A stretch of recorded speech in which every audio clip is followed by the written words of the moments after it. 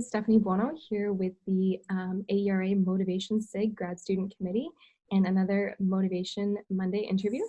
Today we have Dr. Rutherford with us. Welcome, Dr. Rutherford. Thank you for having me.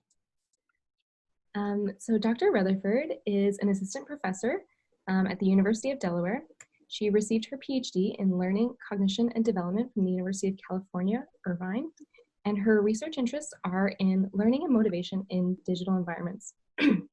Excuse me. She's going to talk to us a little bit today about motivation in teaching, using motivation research in teaching.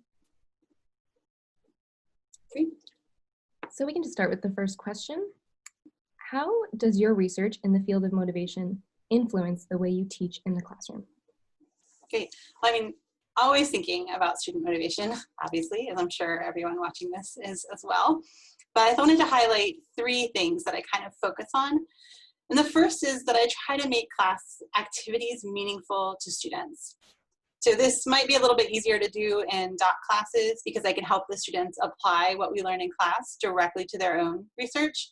But for undergrads or those who are more new to the subject, I try to structure the presentation of the content in a way that can maybe pique their curiosity or catch and hold their interest. And sometimes this is through relation to current events or pop culture, or relating the content to the student's background and experiences. So that's the first thing. And the second thing I do is to focus on building a classroom community. And whether you think of needs for belonging or needs for relatedness, building a strong community can support those student needs and also encourage student participation in the class. So to make a strong community, I start by setting norms for communication. And then I also tend to use structured tasks with shared goals. And then I also keep the tone of the class somewhat lighthearted. You know, we joke around, we have fun.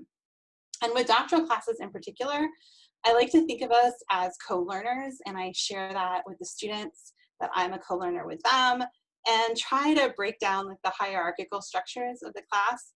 And so when I think of building a community in that way, I'm also mindful of the existing power structures and social roles, and I try to make these transparent and work together as a community to make things more egalitarian. So for a really simple example, if there's like note-taking in group work, I draw attention to the fact that often women take on these roles and that doesn't allow them to participate to the same extent.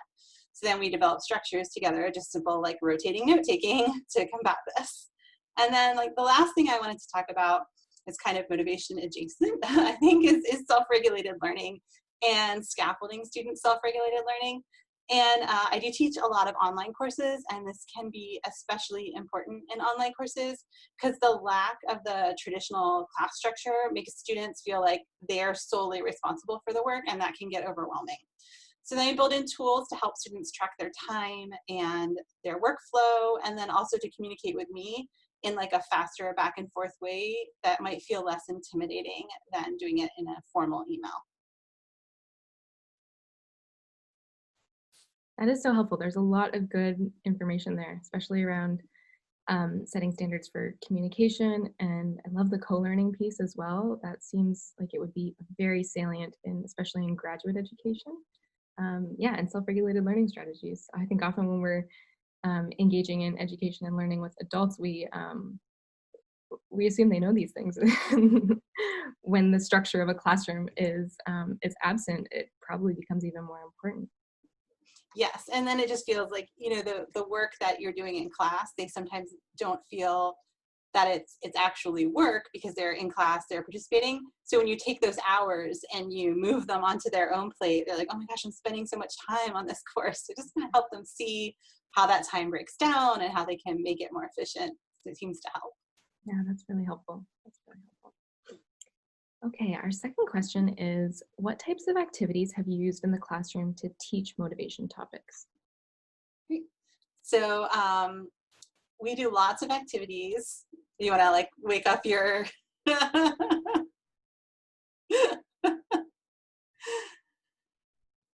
So we do a lot of activities where we can apply the theories. So sometimes that's just using our own lives. So for example, when we learn about the 4 phases of interest, we take time in class to write out interest stories about our journey with a hobby or another activity.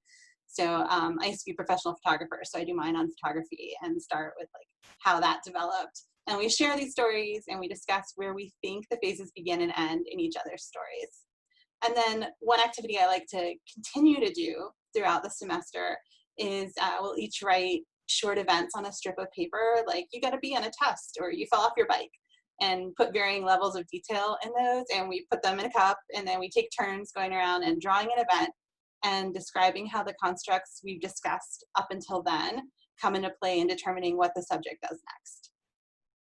So that's a couple of activities. And then we also think about the motivation measures themselves and how the measures indicate the underlying constructs and how we can match the constructs across measures, like drawing lines between them, discuss the construct validity, and how this changes from context to context.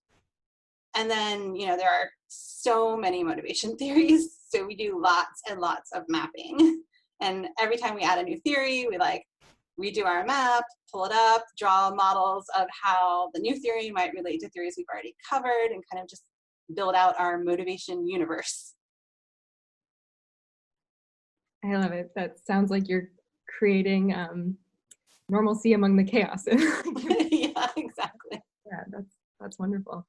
Especially providing those real life examples for students, making those concepts really come alive. That's, yeah, I'm sure that helps maintain motivation and interest in itself, right?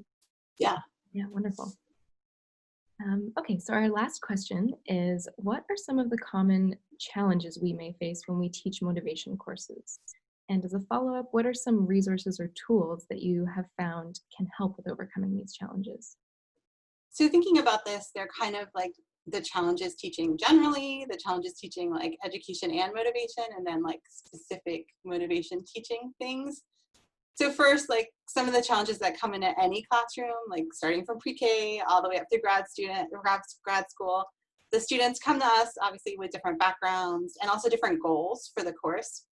And so like in my doctoral courses, I really try to make the courses meaningful by making them immediately applicable to their research, like I mentioned before.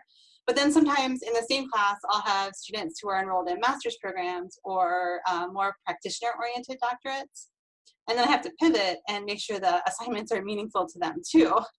And sometimes I can do this by partnering people with research and practice goals, and that works really nicely. But then sometimes I have to offer different kinds of assignments for students in different programs, just so they can stay relevant and meaningful and not be a waste of time for them. So then thinking about a challenge that is common to education courses, everybody was a student, and therefore everybody has these pre-existing ideas about education, including academic motivation. And sometimes these ideas can get in the way of understanding the content we're covering. And the students may even have emotional ties to their prior ideas. So in this case, I kind of think of some of the conceptual change research that might be instructive.